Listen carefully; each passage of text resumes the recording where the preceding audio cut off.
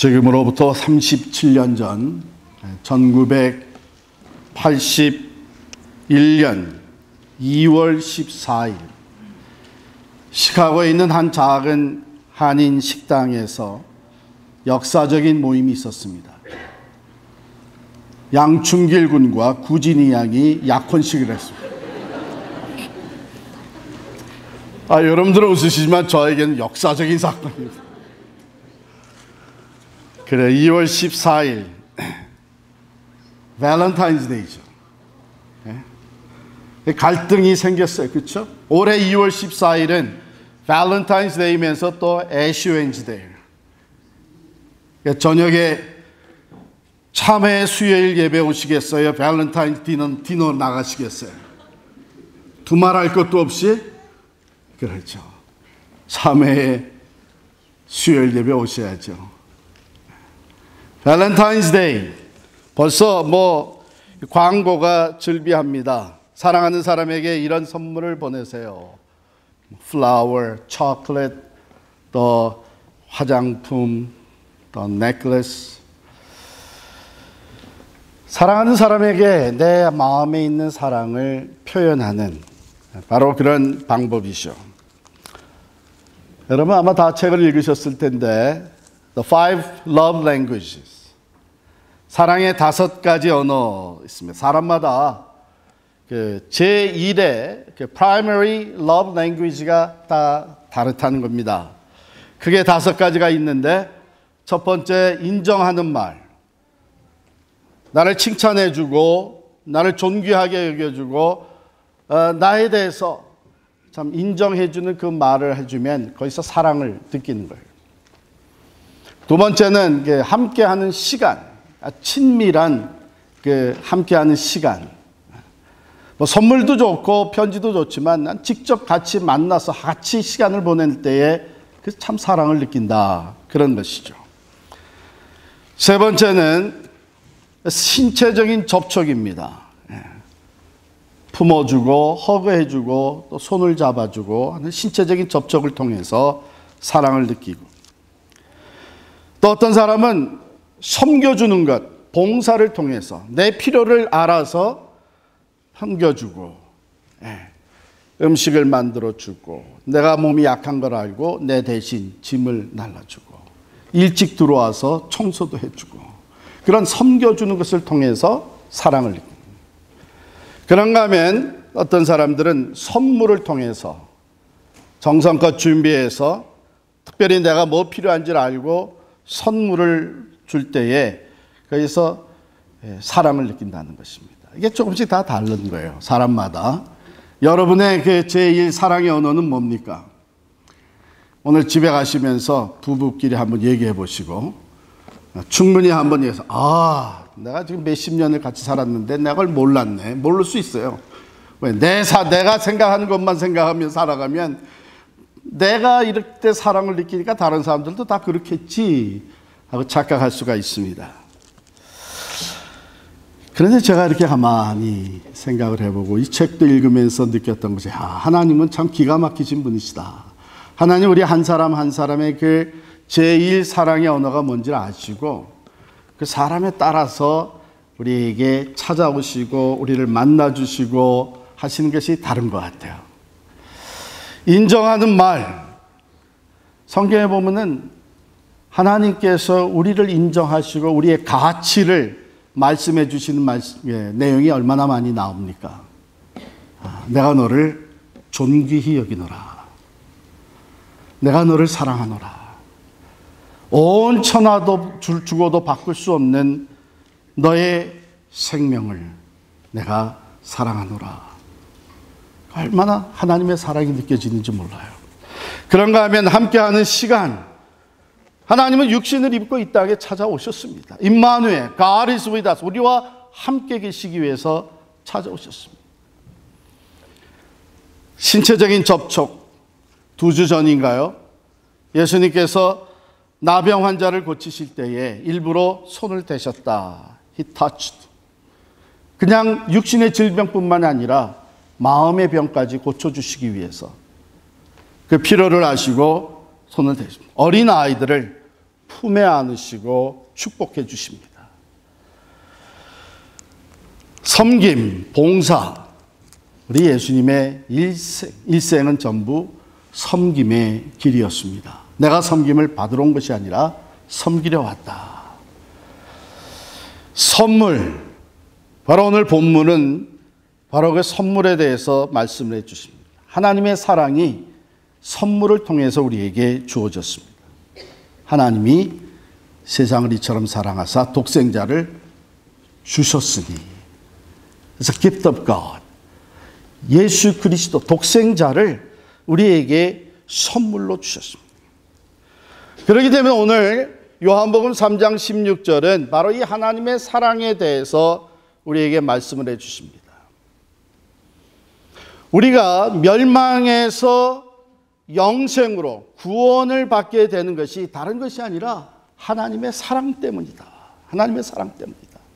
하나님이 세상을 이처럼 사랑하사 독생자를 주셨으니 이는 그를 믿는 자마다 멸망치 않고 영생을 얻게 하려 하십니다. 이 모든 것이 어떻게 시작이 됐느냐?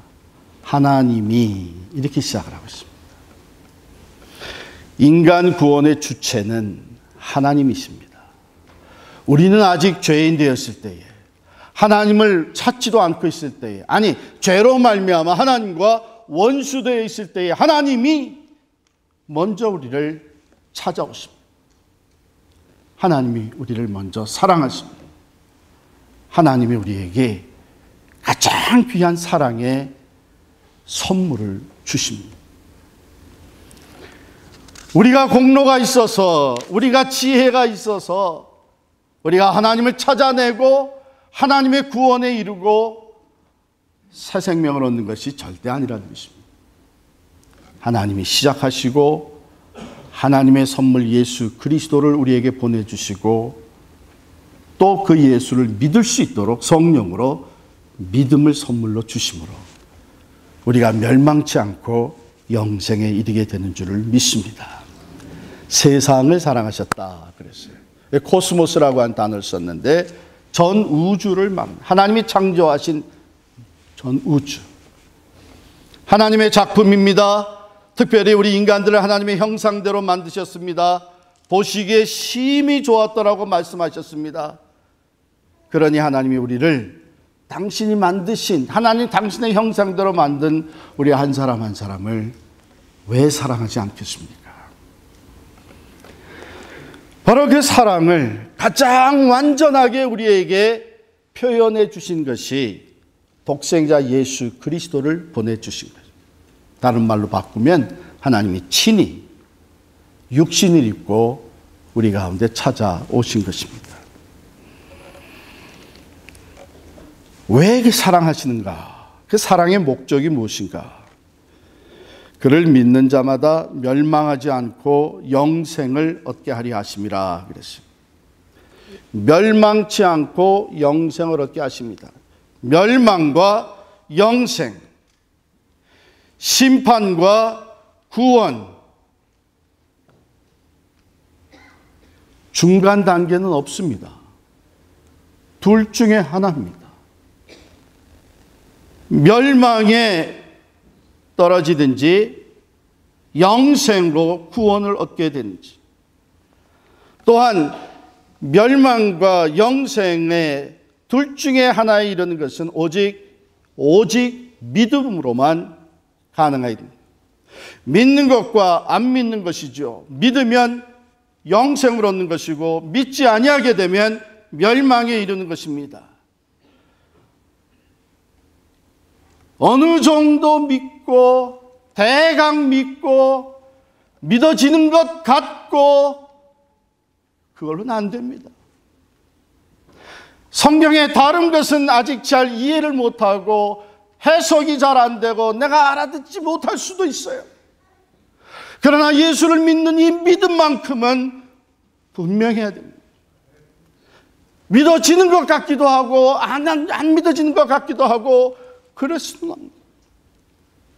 믿어서 구원의 영생에 이르든 믿지 아니함으로 멸망받는 둘 중에 하나입니다.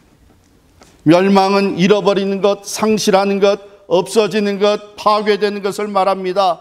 멸망은 있는 것도 다 없어지고 잃어버리게 되는 것을 얘기합니다.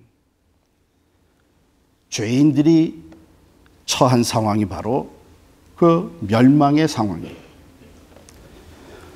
죄를 지었기 때문에 죄의 값인 사망에 이르게 된 것입니다. 성경은 이렇게 얘기해요. 모든 사람이 죄를 범하였음에 하나님의 영광에 이르지 못하더니 의인은 없나니 하나도 없다 그랬습니다. 그렇기 때문에 우리에게 사랑의 선물, 생명의 구세주로 보내주신 예수 그리스도는 모두에게 필요한 것입니다.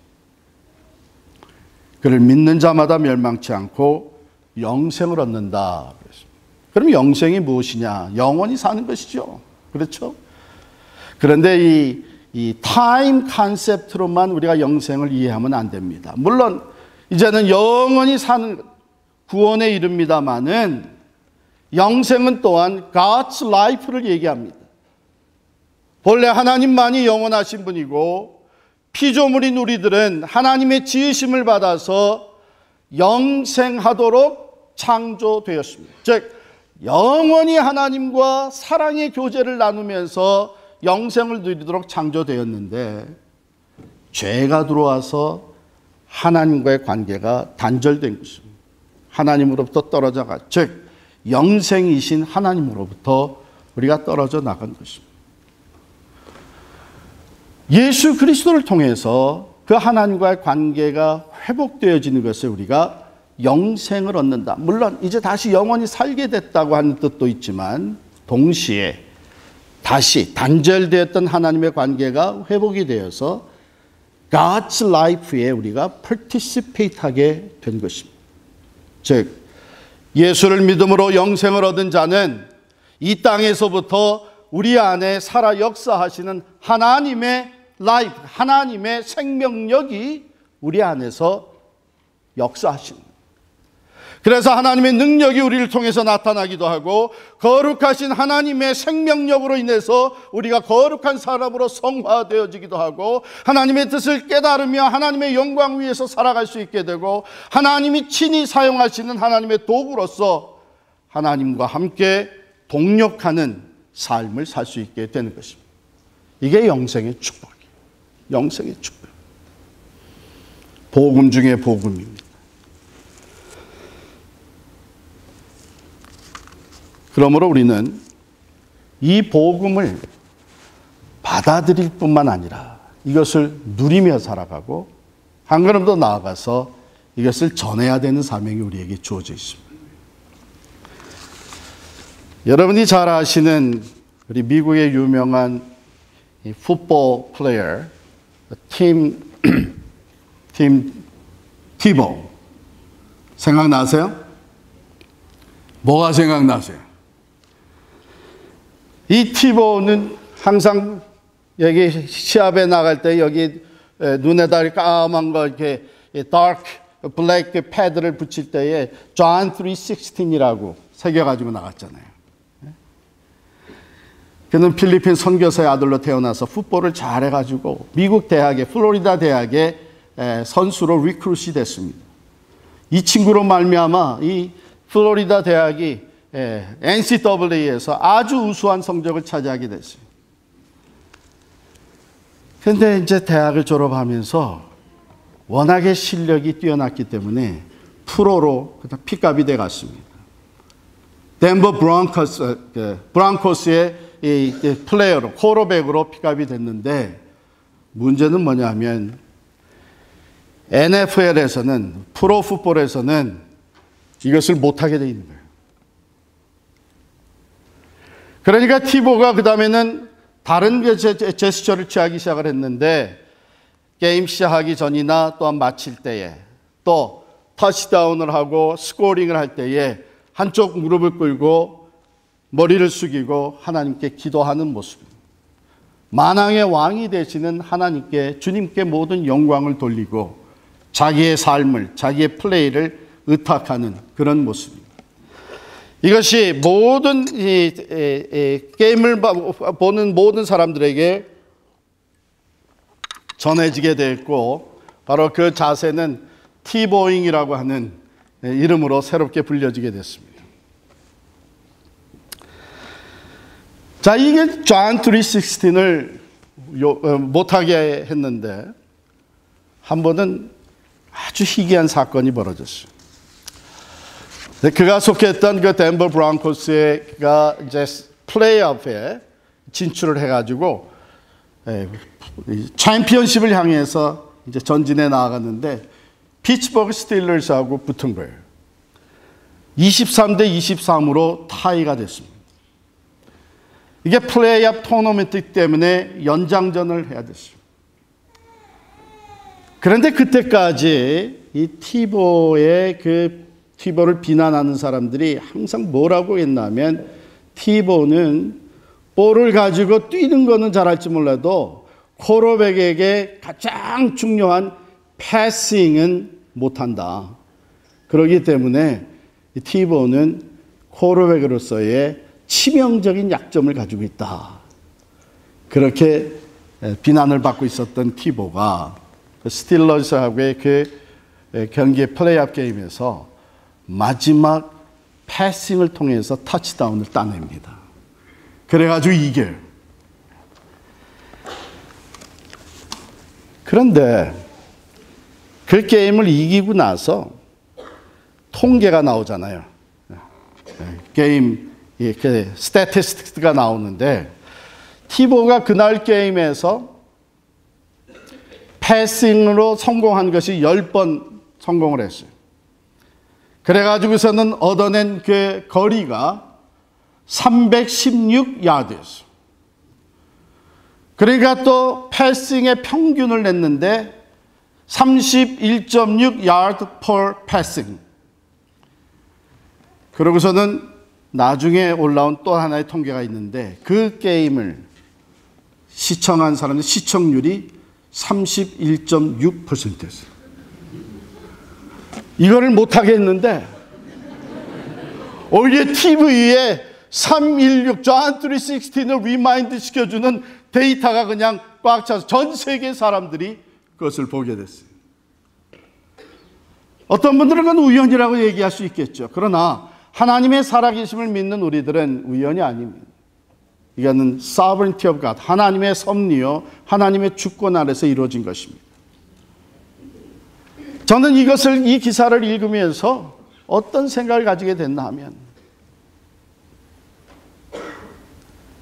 우리가 이 복음을 전하고자 하는, 예수 그리스도를 전하고자 하는 그 마음과 열심만 있게 되면 하나님이 반드시 길을 열어주신다. 이걸 못하게 하니까 그 다음에는 희귀한 경기 데이터를 통해 가지고 존 3:16을 다 생각나게 만들었어요. 여러분, 우리가 받은 이 복음, 예수 그리스도를 믿음으로 멸망치 않고 영생에 이르는 이 복음은 하나님이 우리를 사랑하셔서 우리에게 베풀어 주신 은혜입니다. 우리에게 보내주신 선물입니다. 그런데 그것을 우리 혼자 받아 누리라고 주신 것이 아니고, 우리를 먼저 택하여서 그 복음을, 예수를 믿고 영생을 얻을 뿐만 아니라 그것을 전하라고 우리를 먼저 불러주신 줄을 믿습니다. 전도하는 데는 전략도 필요하고 훈련도 필요합니다. 그러나 가장 중요한 것은 내가 이 복음을 전하야겠다고 하는 마음과 열심이 있어요. 그것만 있으면 하나님께서 얼마든지 길을 열어주시는 줄을 믿습니다. 이게 없으면 아무리 훈련을 받고 아무리 전략을 세우고 나가도 전도가 이루어지지 않는 거예요. 티보는 이런 얘기를 했습니다. 우리가 사랑하는 아내에게 일생에 한 번뿐만이 아니라 기회가 주어지는 대로 Honey, I love you. 당신 사랑해. 얘기하듯이 나는 한 번뿐만이 아니라 기회가 주어지는 대로 내가 사랑하는 예수님께 내 사랑을 고백하기를 원합니다. 사랑하는 성도 여러분, 우리는 필그림 선교교회로 다시 태어났습니다. 하나님께서 뜻이 계셔서 우리를 새로운 필그림 선교교회로 출범하게 하셨습니다. 우리가 다른 사람들보다 용기가 있고 믿음이 있고 의로워서 훌륭한 결단을 하고 나왔다는 이것으로 만족하는 것이 아니라 하나님이 우리 앞에 행하시는 일이 무엇이냐? 전보다도 더 영혼 구원을 위해서, 하나님의 나라 확장을 위해서 죽어가는 영혼들도 하나님의 사랑을 알고 예수를 믿음으로 말미암아 멸망해서 영생으로 옮겨질 수 있도록 우리를 먼저 새롭게 하여 주시는 줄을 믿습니다. 우리에게 주어지는 새로운 사명이요, 생명 복음, 복음 중에 복음이라고 하는 요한복음 3장 16절. 많은 사람들이 그런 얘기를 해요.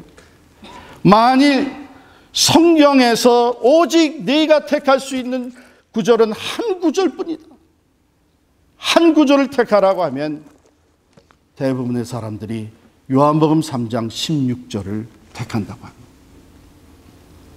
하나님이 세상을 이처럼 사랑하사, 하나님이 나를 이처럼 사랑하사, 하나님이 내 이웃들을 이처럼 사랑하사 독생자를 주셨으니 이는 저를 믿는 자마다